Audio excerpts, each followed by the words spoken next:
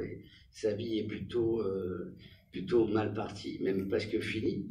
J'aime bien parce que quand je parle, j'entends mon écho, ça me rappelle ma vie.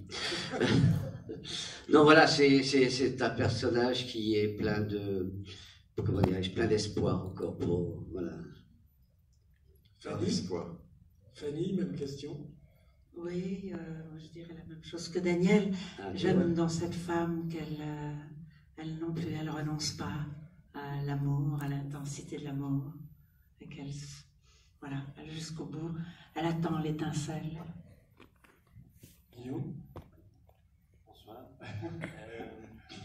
Moi, ce que j'aime dans ce personnage, c'est sa passion, en fait, sa passion pour son travail, pour son métier, pour cette femme qu'il aime plus que tout, et sa complexité, en fait, cette manière de s'empêcher, en fait, de pas avoir vraiment les excusez-moi, ce que je veux vous dire, Guillaume, tu m'épousais, d'accord. Non, mais je vois que les questions vont être très très intéressantes du coup.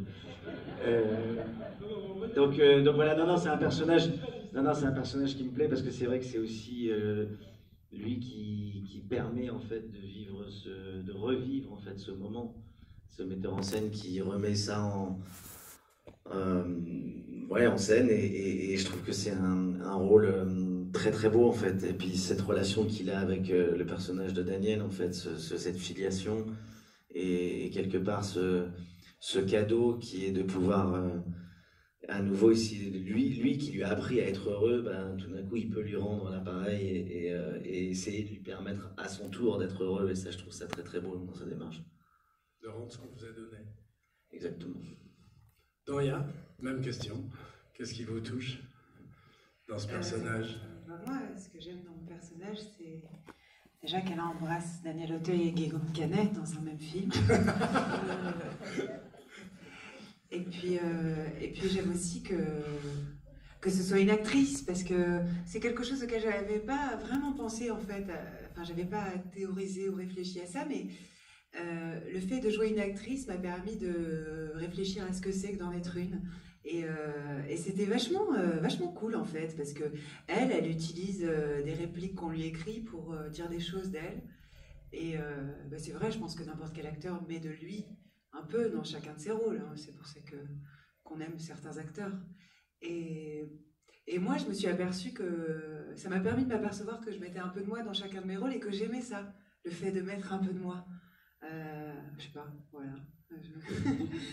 Michael.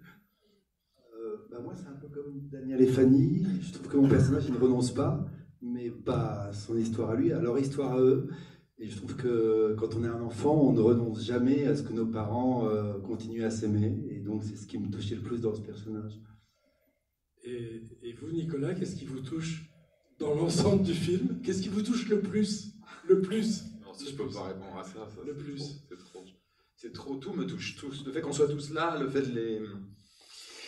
Ce qui a été très fort sur ce tournage, je ne sais pas si ça se passe pour tout le monde comme ça, mais j'allais dire, je crois pas, et j'espère pas, parce que je veux que ça soit plus fort pour nous que pour tous les autres, c'est qu'il y a eu un effet miroir entre la plupart des acteurs qui sont autour de moi et leurs personnages. Ça a donné lieu à des conversations qui n'avaient plus rien à voir avec le scénario et qui étaient très émouvantes en loge. Ça a donné lieu aussi à un rapport entre l'équipe et le tournage de ce film, parce que c'est un film qui parle également du théâtre, qui parle également du cinéma. Et en fait, ce que Victor vit quand il arrive sur ce plateau, enfin dans cette espèce d'entrepôt, de bâtiment, nous on le vivait tous les matins. Et ceux qui tiennent le projecteur à un moment pour éclairer le personnage de Doria, c'est vraiment le type qui tient les projos. Et les décorateurs, ils se baladent dans le film. Et c'est pas parce qu'ils apparaissaient à l'écran qu'ils étaient motivés, c'est parce qu'ils avaient vraiment le sentiment tous les jours que le film ne prenait pas leur travail par-dessus la jambe. Et que peut-être que, voilà. J'ajouterais pour le type sans doute passionné par le son de cette soirée, que si on pouvait avoir un peu moins d'écho, ça sera formidable également. Alors, on va prendre la première question de Caroline de Toulouse, qui dit « Monsieur Auteuil, vous avez déjà eu 2 Césars du meilleur acteur. Avez-vous fait ce film pour honorer le dicton « Jamais 2 sans 3 » ?» Non, je vise l'Oscar.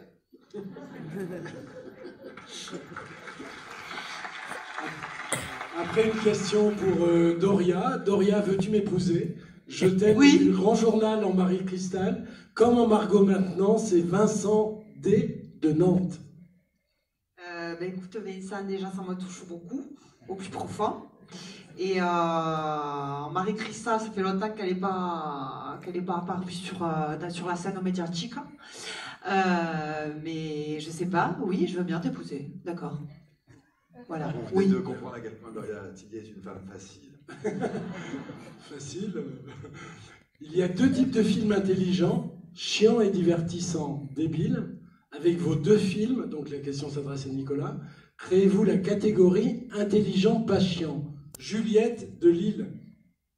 Merci Juliette.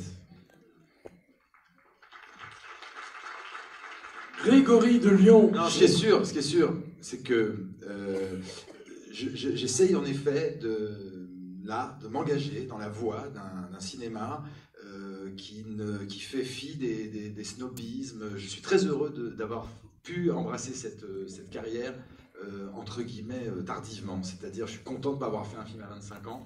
Je suis content de faire des films qui ressemblent exactement à ce que j'aime voir moi. C'est-à-dire, il y a de tout dans mes influences.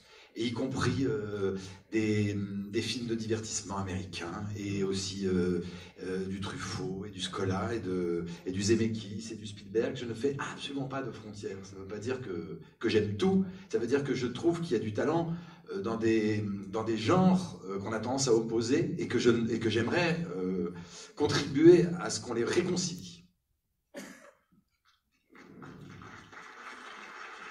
Une autre question pour Nicolas. Daniel Auteuil était-il l'acteur évident pour ce rôle? Avez-vous pensé à lui dès l'écriture du scénario? Et pour les autres rôles, ça c'est Pierre de Lille. Après, on va passer deux questions de la salle ici, donc préparez-vous à lever le bras. Nicolas, pardon. On a pensé vite à Daniel. J'inclus d'ailleurs dans cette conversation, enfin dans cette réflexion, les producteurs François Cros et Denis Pinot-Valenciennes, parce que c'est vrai qu'on adore faire des tours de table et fantasmer, se faire des peurs, des bonheurs. C'est un moment quand même génial quand on a écrit une partition et qu'on se dit alors, qui pourrait le jouer? Je ne connaissais pas Daniel. Mais assez rapidement, il s'est avéré le choix idéal, pour plein de raisons que je vais dire en 2 secondes, et c'est pas parce qu'il est à côté de moi, il le sait. C'est que il portait en lui à la fois l'âge du rôle, mais aussi son enfance, mais aussi à la fois son intelligence et sa candeur. C'est pas simple, parce qu'il y a beaucoup d'acteurs qui auraient pu verser dans le sarcasme, dans le cynisme, et en fait, le Victor que Daniel propose, au départ, il s'en moque, il n'y croit pas, il est contre, il est en guerre un peu avec la société dans laquelle il vit. Et en même temps, cette jeune femme sublime, incroyable, dont il sent qu'elle est à la fois le reflet de Marianne quelques années plus tôt, et en même temps qu'elle a une histoire à partager à elle, qu'elle est plus que ça, que c'est une Marianne avec un supplément d'indépendance intellectuelle. Et bien à ce moment-là, ça devient un enfant. Ça devient un enfant et il dit oui aux années 70, il dit oui à tout. J'ajoute juste un truc, c'est que Daniel Auteuil, je savais que ça ne serait absolument pas ridicule de lui mettre des cols pelle à tarte et des Santiago, et que, bien que leur taille soit assez différente, il est tellement séduisant au fur et à mesure du film qu'il a l'air très crédible face à cette trentenaire. Il est magnifique. Mais surtout que je m'habille comme ça dans la vie. Et pour les autres acteurs? Bon, je ne vais pas prendre... C'était un peu la question, mais... Doria... Ça vous paraissait évident de retourner avec Doria après oui. Monsieur et Madame Adelman? Oui. Oui, je l'ai fait spontanément. Et Aucune pression. oui, parce que en fait, le rôle il m'a été inspiré par elle. Et ça aurait quand même été gonflé de le proposer à quelqu'un d'autre. Et puis je trouve que c'est une actrice incroyable. Michael, c'est comme un frère pour moi. C'est un mec qui fait partie de ma vie intime. Il vous a dirigé même dans son deuxième film. Et tout d'un coup, l'opportunité m'était donnée, de lui rendre l'appareil d'une certaine façon et de profiter d'un truc qu'il a en commun avec le personnage. Et ça, c'est pas souvent que j'écris des rôles comme ça. C'est un personnage d'une très grande bonté, d'une très grande comment dire, oui, d'une vraie Bienveillance. bonté. C'est un mot qui n'est pas à la mode. Mais Michael, moi je peux le dire, c'est quelqu'un qui a une incroyable qualité humaine. Et donc il a donné ce supplément d'âme au personnage. Quant à Guillaume Canet, Guillaume, c'est un gros cadeau qu'il me fait également, parce que très rapidement, j'ai pas voulu jouer le rôle, parce qu'il était déjà suffisamment inspiré de moi pour que je lui colle pas en plus ma gueule, parfois antipathique. Et Guillaume, il m'a donné son talent, il m'a donné un truc qui est pas commun, c'est qu'il peut aller vers l'impatience, vers des choses que lui-même a traversées, d'après les confidences qu'il m'a faites. Il a dirigé une femme qu'il aimait. Il a vécu ça, c'est un réalisateur accompli et c'est même célèbre. Mais comment dire, il y a chez lui aussi une enfance, une candeur que je n'aurais pas eue en le jouant moi-même. J'étais très heureux de l'accueillir dans cette aventure. Fanny Ardant, c'est la seule que j'ai pas choisie parce que je la trouve con, moche. Inculte. Que dire de Fanny Ardant à part la regarder pour comprendre que j'avais écrit le rôle pour elle, quoi. Bien sûr. Guillaume, vous avez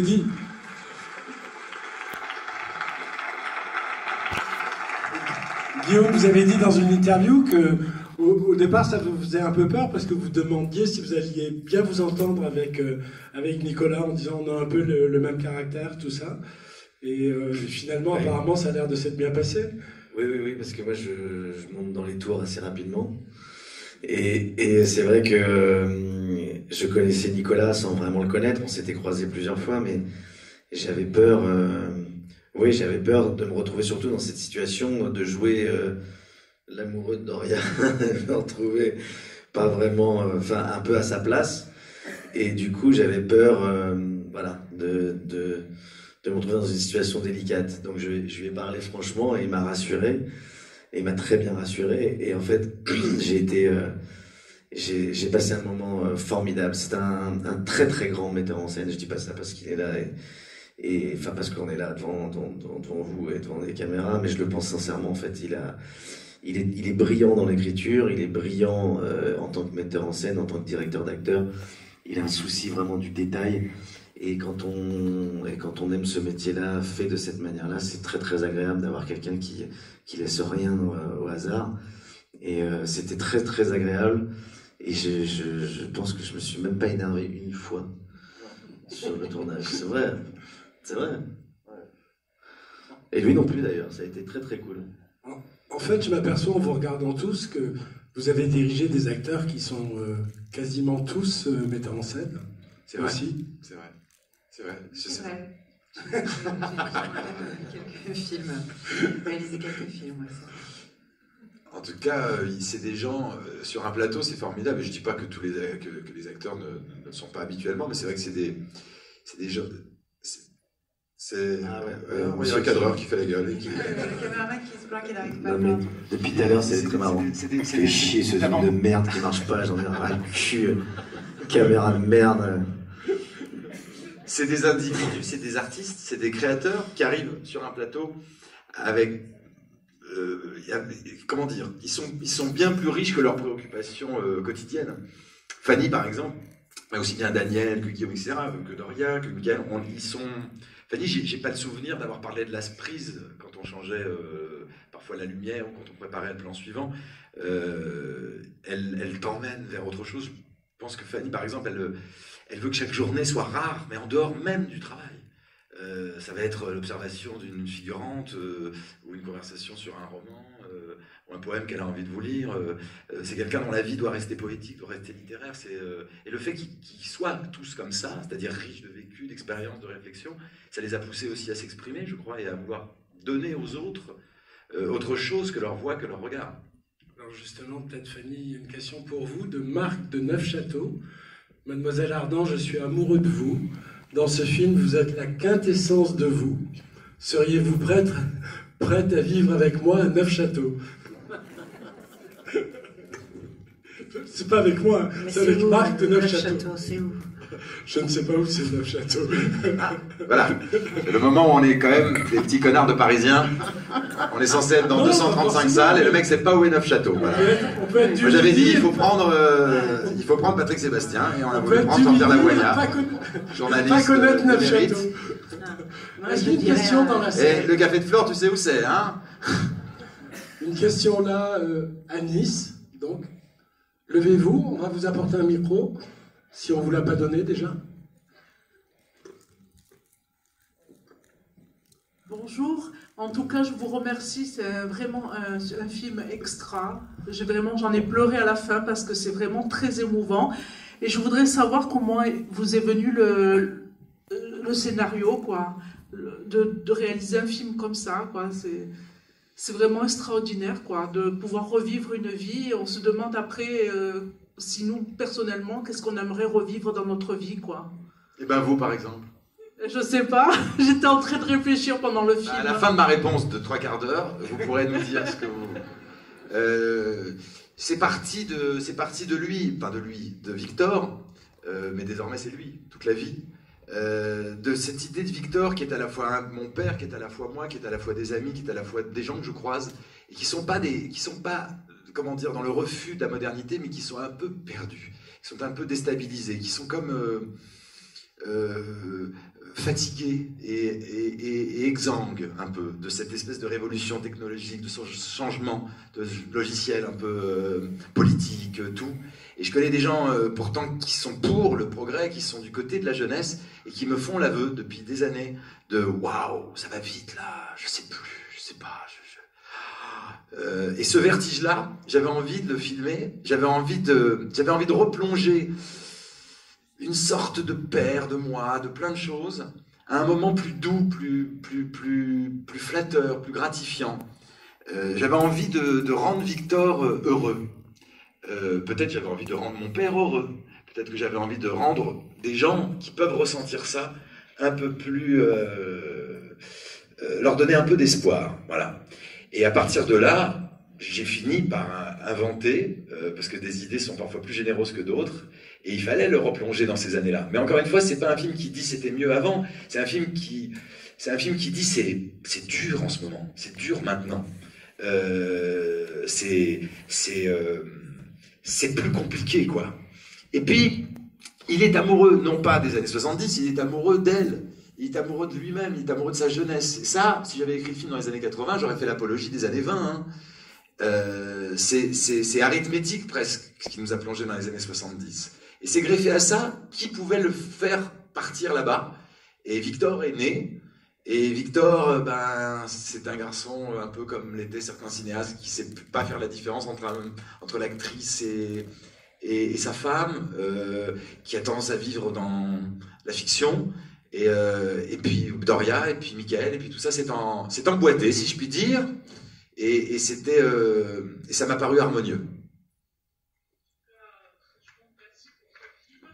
Et je voulais remercier Guillaume Canet, que ça fait le deuxième film que je vois qui est super, La promesse de la terre. Je me suis aussi très très bien régalée.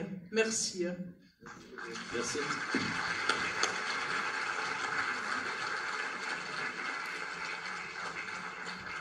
Merci beaucoup.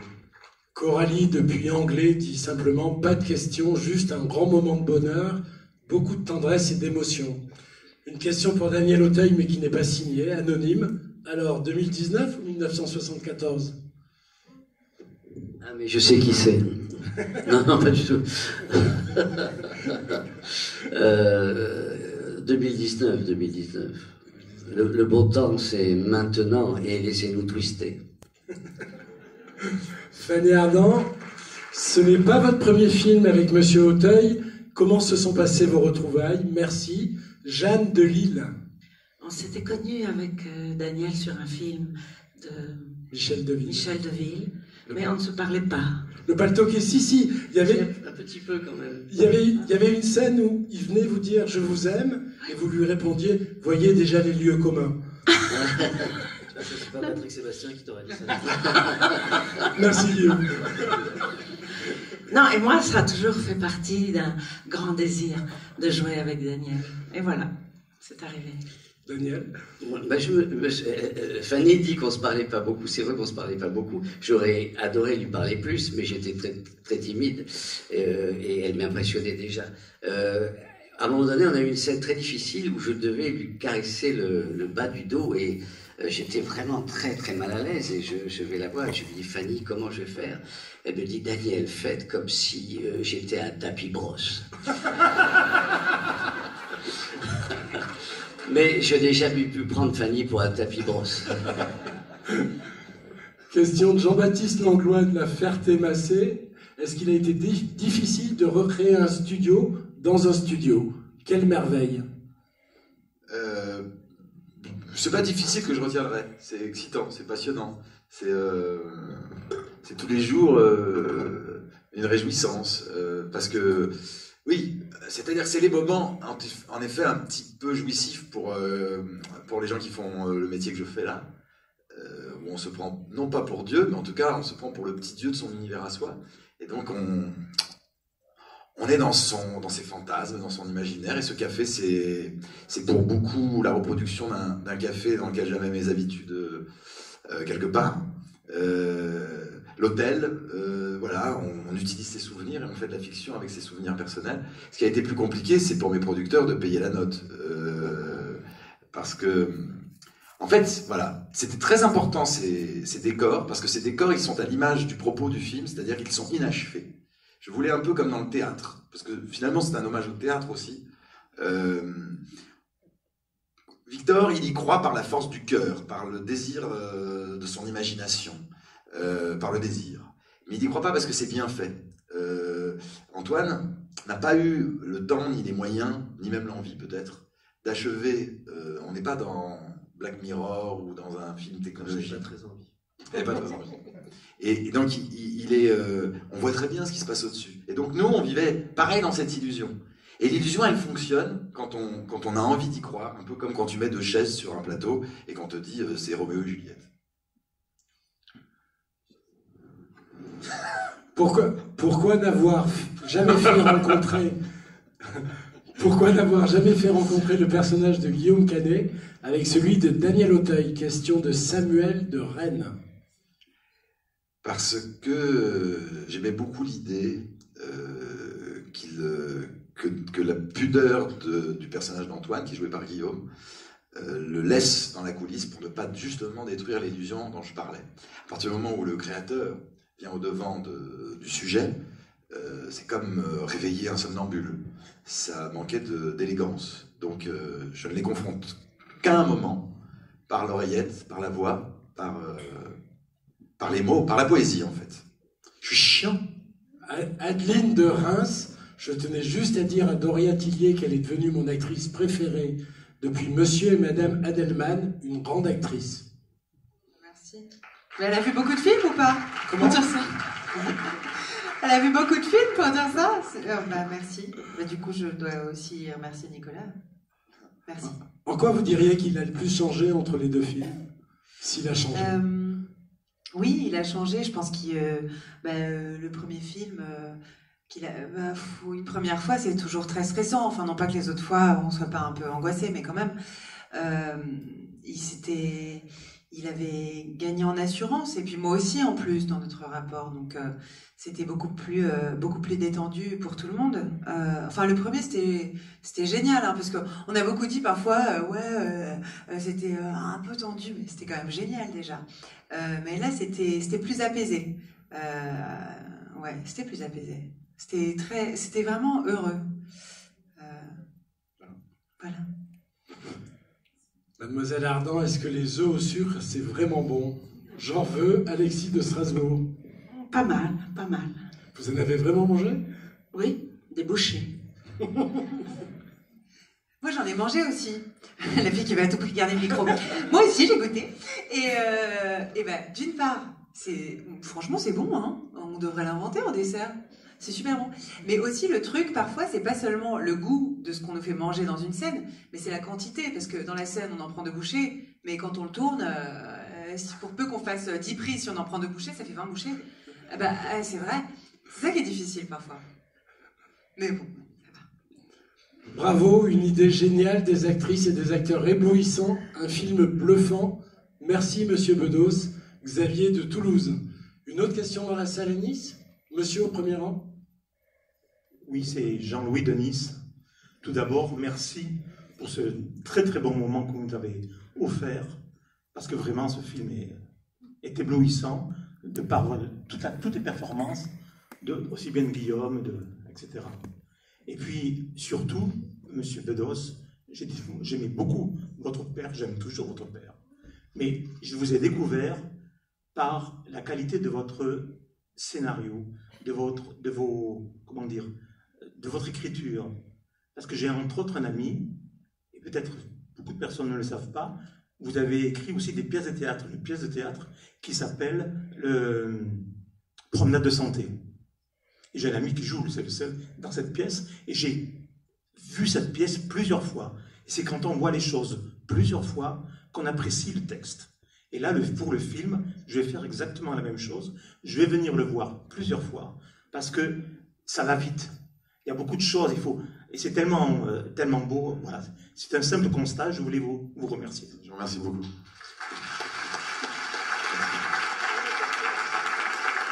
Ça me touche beaucoup. Et là, c'est l'intervention de la soirée. C'est l'intervention de la soirée qui a le plus plu au producteur, en fait. C'est de se dire que tout le monde va aller voir le film plusieurs fois. Une question pour Michael. Bonsoir Michael Cohen. Ça fait quoi d'avoir de tels parents de cinéma? Vous êtes top. Thierry de Saint-Dizier. Oui, Thierry, non, je le connais Thierry en plus. Mais oui, c'est merveilleux, quoi, parce que c'est des acteurs et des actrices et des êtres humains que j'admire. Et je suis tellement fier que Nicolas ait pensé à moi pour jouer cet enfant. Fanny, je la connais, on a joué au théâtre ensemble. Daniel, on s'est déjà croisés quelques fois. Et j'espère avoir été un fils légitime.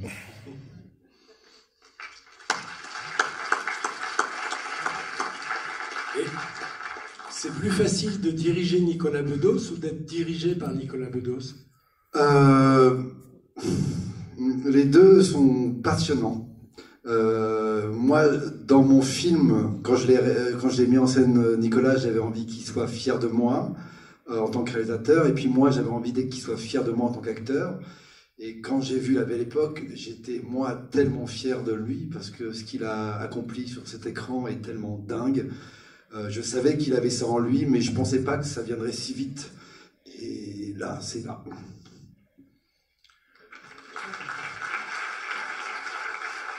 Pour Nicolas, je vois le film pour la deuxième fois après Cannes. The Game ou Truman Show vous ont-ils influencé pour le scénario? Jeff de Cannes. Oui, le mec, il est là-bas. Donc, rien en particulier, tout. En général, c'est vrai que c'est des films, ce qu'on appelle les films à concept. Je pense pas qu'on soit là-dedans, là, parce que mais je ferme pas la porte à ces films-là, et surtout pas à David Fincher ou à Peter Weir, qui sont quand même des grands cinéastes. Après, bon, je dirais qu'il y aurait que cette énergie-là, ça me semblerait insuffisant. Mais j'ai de l'admiration pour la forme notamment de ces films-là, leur inventivité. Cannes, j'en profite pour rebondir, est aussi un endroit qui, et je ne le savais pas à ce point, qui ouvre une porte vers des endroits, des pays, des publics, des regards qui ne se seraient jamais posés sur moi. Et je vis une période qui se prolonge ce soir. Je vis une période pour moi de naissance à cette vie. Fanny, à Cannes, vous avez regardé le film, ce qui est exceptionnel. Oui. D'habitude, vous ne regardez jamais vos films. Vous en gardez quel souvenir de cette projection? Me noter. Finalement, j'ai regardé ce film comme si j'en faisais pas partie. C'est bizarre parce qu'on lit le scénario, on tourne, et puis j'ai vu ce film comme si on me racontait une histoire. Parce que c'est difficile de voir un film dans lequel on est, on se trouve pas bien. Parce que là, tout le mouvement du film, la mise en scène, les autres acteurs avec qui je n'avais jamais tourné, ben voilà, j'oubliais que j'étais là. Guillaume, vous y êtes presque habitué à Cannes, mais quel souvenir vous gardez de cette projection-là précisément? La fin, le discours de Nicolas, en fait, qui était très ému et très heureux de voir cet accueil fou. Il y a eu un accueil totalement fou, en fait. Et c'est vrai que moi, c'était la deuxième fois que je venais présenter un film dans lequel je jouais. Enfin, pas la deuxième fois, j'étais venu plusieurs fois, mais là, avec un ami. J'avais eu la chance aussi d'être là l'année d'avant avec Gilles Lelouch pour le Grand Bain. Le Grand Bain, ouais. Et je retrouvais la même émotion, en fait, de chacun des deux face à cette salle qu'on redoute. C'est vrai que quand on présente son film à Cannes, moi je l'ai vécu avec Blood Ties, avec un de mes films. J'étais tellement terrifié que j'avais l'impression que j'avais peur que les acteurs oublient leur texte. Et ça vous dit le niveau de connerie dans lequel on rentre, en fait, quand à quel point la trouille peut vous faire devenir vraiment très très con. C'est que j'avais peur qu'ils oublient leur texte, alors qu'évidemment la scène était jouée depuis longtemps et montée. Non, mais je précisais parce que d'habitude ça fait beaucoup plus rire que ça. Donc quand j'ai vu que je m'étais pris un beat, je me suis dit si j'avais. Tu sais, on est à Nice, il parle russe maintenant. Hein. C'est fini. В гостином шкафу нет ничего интересного.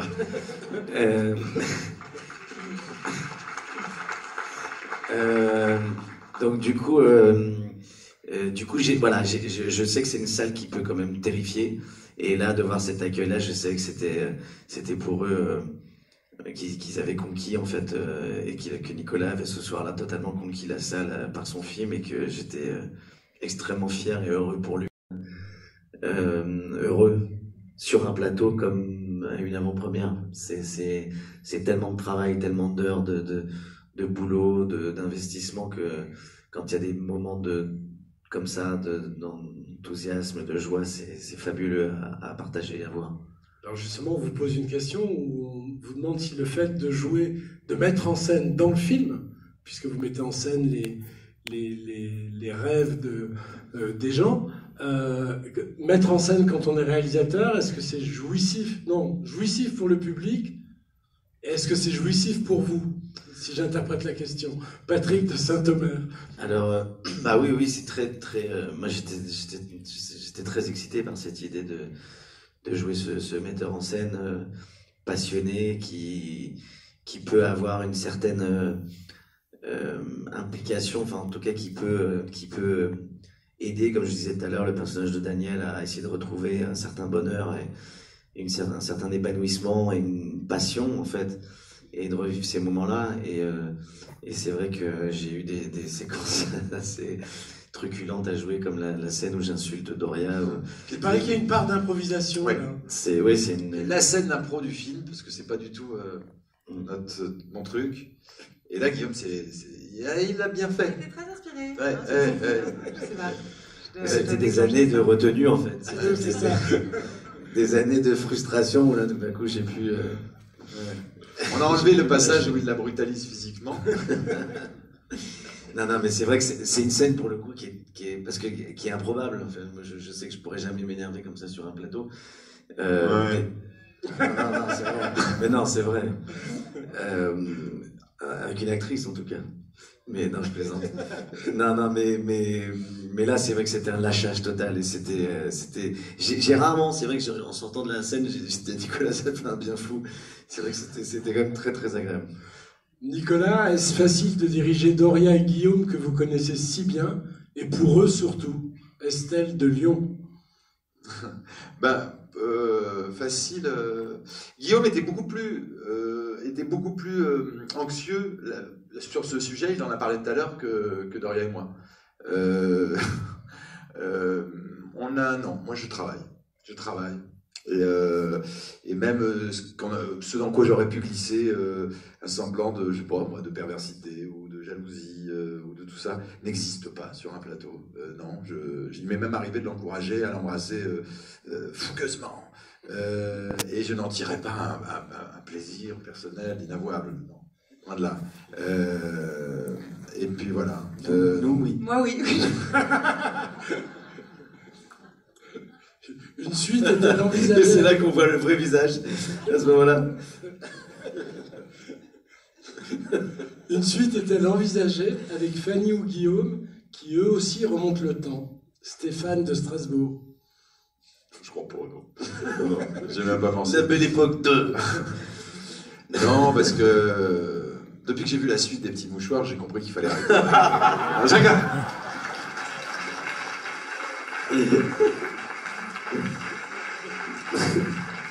Je le pense. Eh ben, bonsoir. Pourquoi avoir choisi cette date si particulière? Y a-t-il une vraie signification derrière? Anaïs de Paris. Non, c'était un hasard mathématique. On était en 2019, on savait que le film sortirait sans doute en 2020. On s'est dit voilà, à peu près, qu'est-ce qui serait Non, c'est vrai que c'est une période. Je vais faire court, mais c'est une période assez passionnante. C'est une période qui m'a été plus racontée que je ne l'ai vécue, bien sûr, vu que j'étais pas né. Mais c'est les récits enflammés de mes parents, d'Abadi, de tous les gens que j'ai eu la chance de rencontrer. Quand j'étais gamin, je les écoutais parler de ça, parce que c'est l'époque, c'est aussi l'époque des premiers véritables engagements féministes.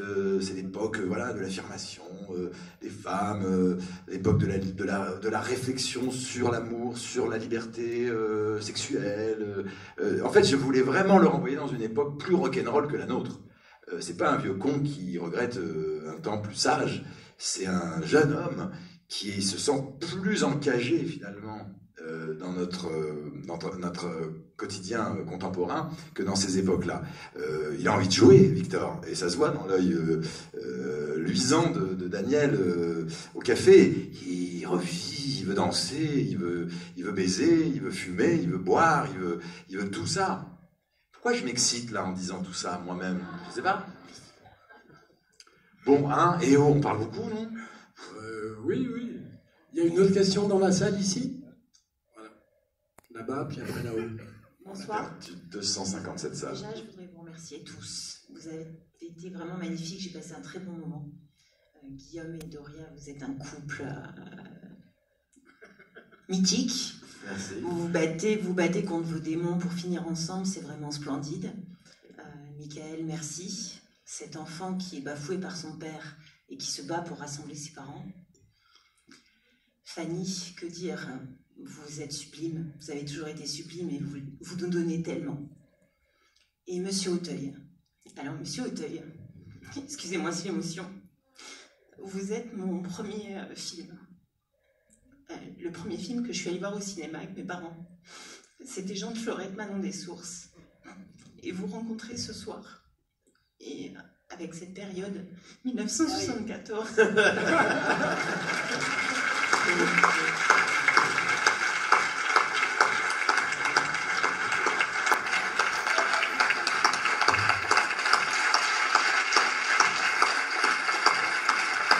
Vous pouvez venir.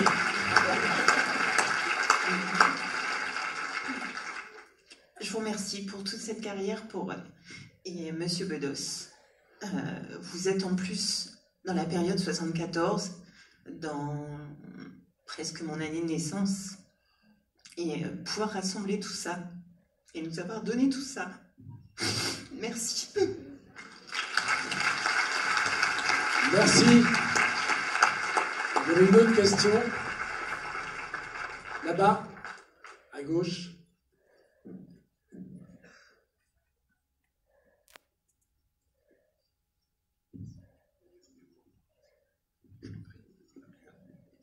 Après, on va vous lâcher. Bonsoir, bravo encore pour ce film, c'était un vrai plaisir.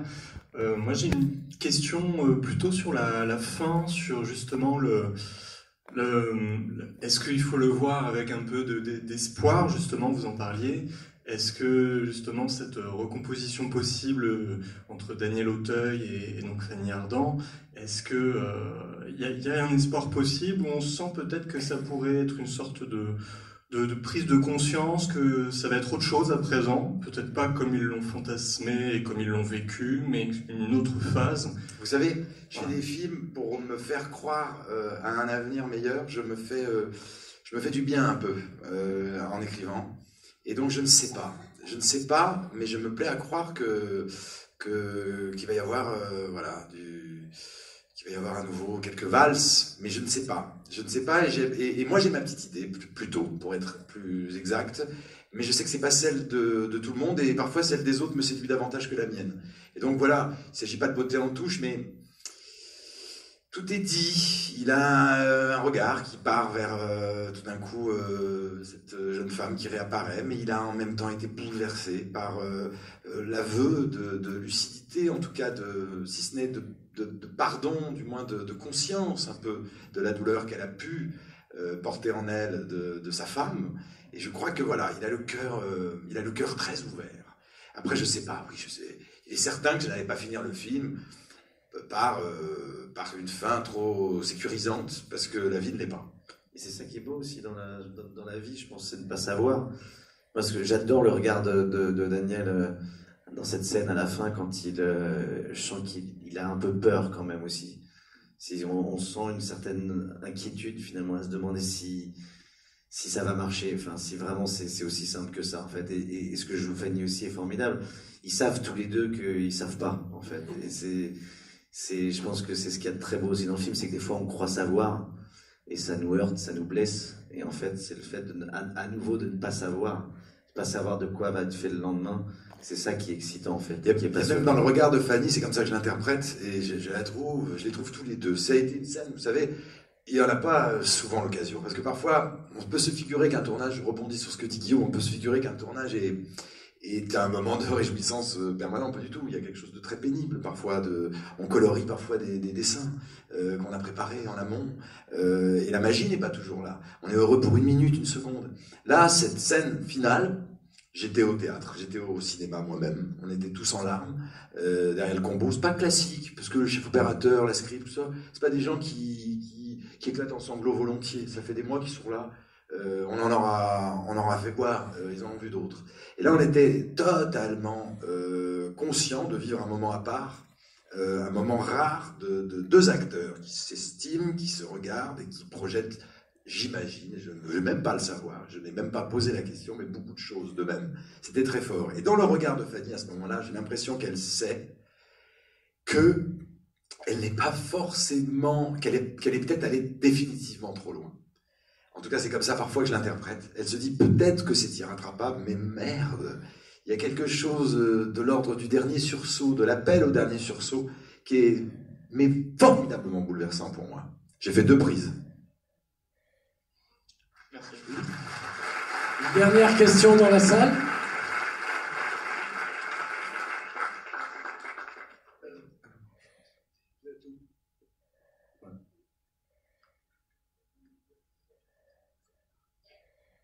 C'est par là que ça se passe.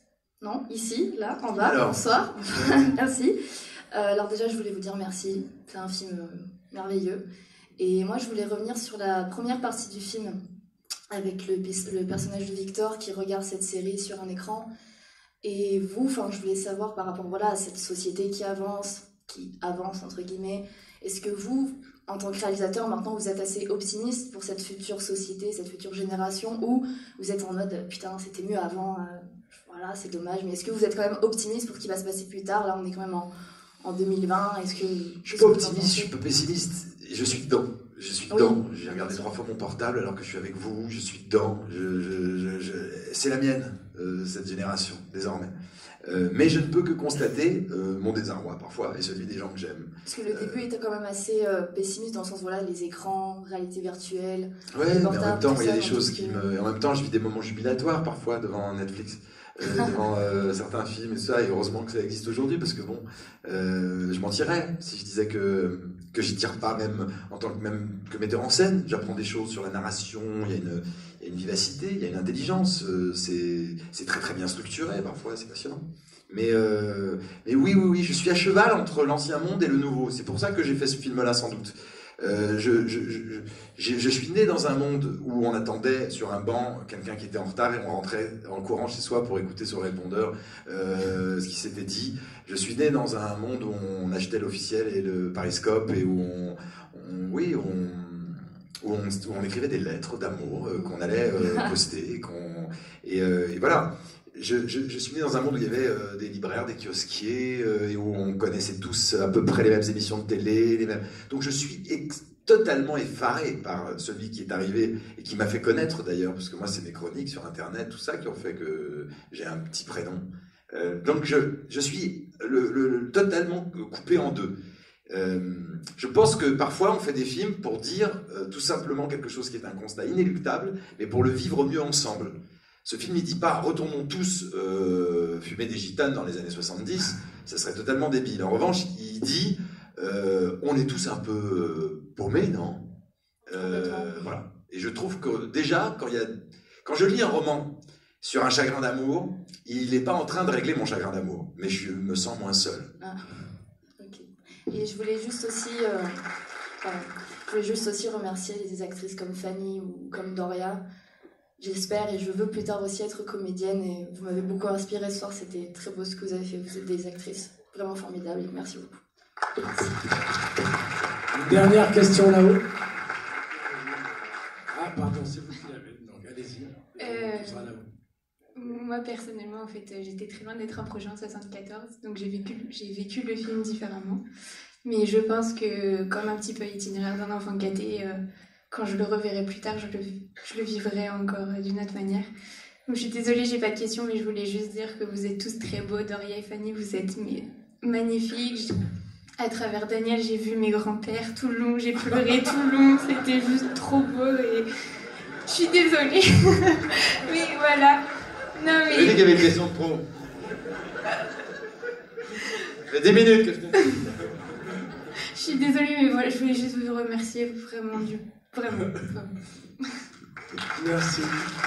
La toute dernière là-haut, parce que là, il lève le bras depuis trop longtemps. La toute dernière.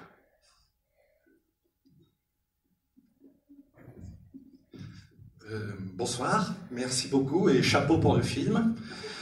Voilà, un petit doublon. J'aurais souhaité d'abord savoir, alors j'ai vu que dans le générique de fin, il y avait une petite mention remerciement à Marion Cotillard. Donc juste par une curiosité, je me demandais est-ce qu'elle avait participé d'une façon ou d'une autre au projet, vu que Guillaume Canet était lui, enfin vous étiez un acteur principal. Et également, je me posais la question, est-ce que vous, Monsieur Bedos, avez fait un caméo dans ce film, vu que le propos de votre histoire, c'est un peu le cassage du quatrième mur, le mélange entre le monde des spectateurs, le monde des acteurs, le monde des techniciens, enfin réalisateurs. Voilà. Et s'il reste un peu de temps, je me demandais aussi combien de versions de scénario il y a eu pour ce film. Est-ce que c'est la première ou est-ce que, comme Star Wars par exemple, il y a eu 15 versions différentes? Vous pouvez rajouter une ou deux questions. D'accord. Quel est votre numéro de compte en banque en Suisse? Alors, dans l'ordre. Marion, parce qu'il est arrivé à Guillaume d'avoir quelques heures supplémentaires et d'arriver peut-être tardivement chez lui, parce que je ne peux pas rentrer dans... Parce que ça me regarde et je t'emmerde, toi. Vous m'envoyez ravi. Non, parce que c'est des gens qui m'ont encouragé beaucoup. Guillaume. Et elle l'a laissé tourner le film. Un caméo, j'ai pas compris la question. Et la troisième, peu de versions. Ça a été un moment. Moi j'ai écrit parfois des choses de façon très fastidieuse pendant des mois et pour accoucher de la merde. Et je suis plutôt heureux, moi, de ce film-là, alors qu'il s'est fait presque sous mes yeux ébahis. J'avais l'impression qu'il me tombait comme un cadeau chaque jour. Les personnages en appelaient d'autres, ça faisait sens. Il y a eu, je sais pas, je dirais 2 versions. Voilà, à peu près. Et la réponse à la 4e, pour le compte en banque? J'ai pas entendu la question. Ah, oui. Oui, je vais laisser ça, je vais laisser l'humour aux humoristes. Je ne suis pas bon là. Merci. C'est bon? Bon. Il y en avait une qui va presque de soi, qui est posée à chacun, c'est si vous pouviez revivre un moment avouable en public, lequel choisiriez-vous? Élodie de Valence, tous. Bah moi, la dernière question. Très franchement...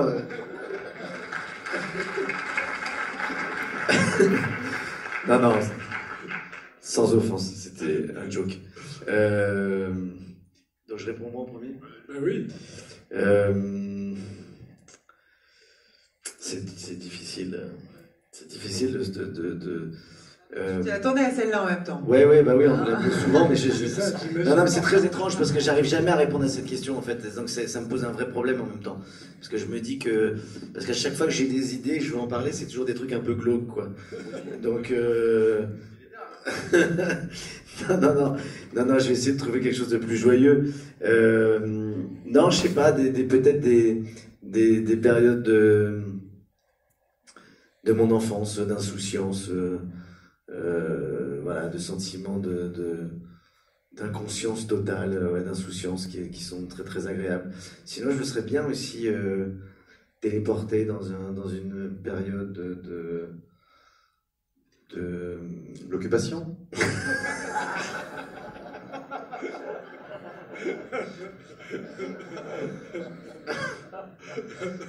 C'est pas ça que je pensais tout de suite.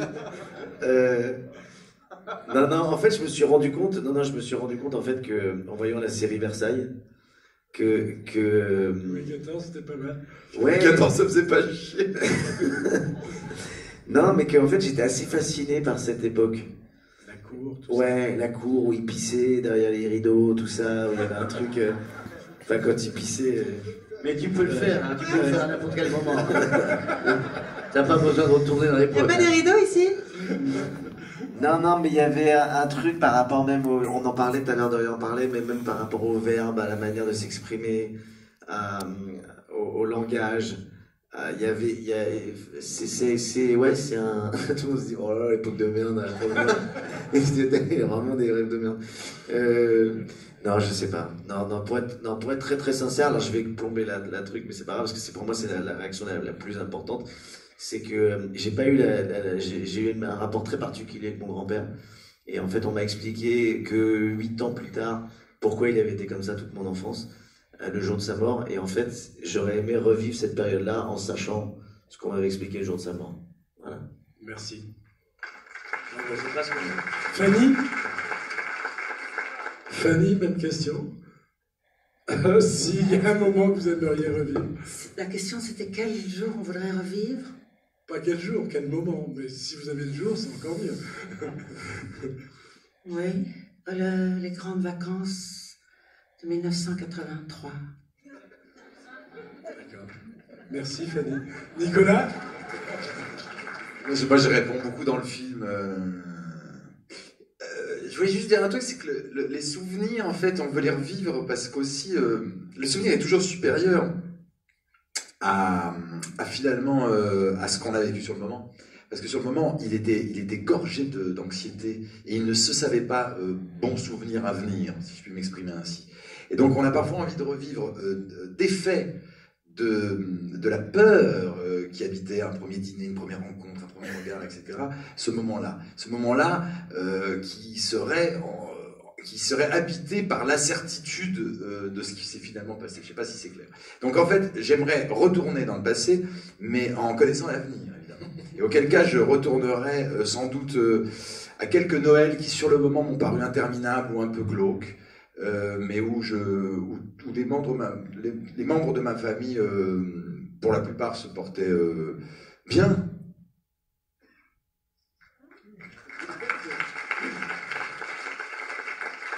Donc c'est mon tour. Oui. Bon, il faudrait que ce soit une grosse production parce que à la fin je voudrais tout revivre. Voilà. Merci, bonsoir. Voilà. Bah oui, moi c'est tout ou n'importe quoi en fait, parce que en fait, bon, on a toujours envie de voyager. Moi, j'ai toujours envie d'aller ailleurs. J'ai envie d'aller dans des endroits où je suis jamais allée, au Japon, même sur la Lune. Et peut-être, je pense pas que j'irai sur la Lune, mais on sait jamais, ça peut quand même arriver. Ou dans l'avenir, j'irai dans l'avenir, dans 10 ans, dans 20 ans. Mais le passé, bah, c'est sûr, jamais personne n'ira. Même le passé d'il y a une seconde, là, quand Daniel était en train de parler, bah, c'est déjà parti. Et moi, tous ces moments passés, je les trouve magiques et un peu sacrés. C'est ça que je m'en fous d'en choisir un. Mais revivre, oui, n'importe lequel. Michael? Moi, je suis pas nostalgique du passé, je suis plutôt nostalgique du futur. Et j'ai hâte de revivre la soirée qu'on va passer là ce soir après, à aller boire des coups en fait. Alors, non, c'est pas tout à fait fini. J'ai une surprise pour vous. Nous avons une surprise pour vous. Ah ouais? Puisque vous avez composé la musique du film. Donc, le temps que la surprise arrive, qu'est-ce qui vous plaît dans le fait de composer la musique de votre propre film? Parce que je l'écris en jouant du piano. Je l'écris en musique, je l'écris en écoutant de la musique de grands compositeurs bien supérieurs à ce que je peux faire avec Anne-Sophie qui travaille avec moi, Anne-Sophie Varians. Et oui. Et donc la musique pour le montage, pour le rythme du film que vous avez vu, pour son découpage, elle est absolument essentielle. C'est parce qu'il y a de la musique toujours dans ma tête, quand j'écris, quand je réfléchis, qu'on ne me voit plus. C'est parce que t'as filmé d'en haut, tu vois, moi je regarde l'écran derrière, je surveille. On peut se lever en fait. Écoutez, on peut tous se lever. Qu'est-ce que je fais, un bout du film? Voilà, on va vous apporter un tabouret. Mais attends, mais c'est quoi ce piano qui sort de nulle part? C'est fou, c'est magique. Non, mais on peut être autour de lui en train de. Puis après, on vous abandonne. De chanter si vous voulez, Fanny. Donc c'était un air très simple au départ. Parfois c'est 2 accords parce que sinon ça devient vite sentimental. Ce qui est dur, c'est de faire des choses lancinantes et qui accompagnent les personnages, les acteurs et tous les acteurs que vous avez autour de moi. Je suis pas du tout intimidé par la situation. Il va partout avec son piano.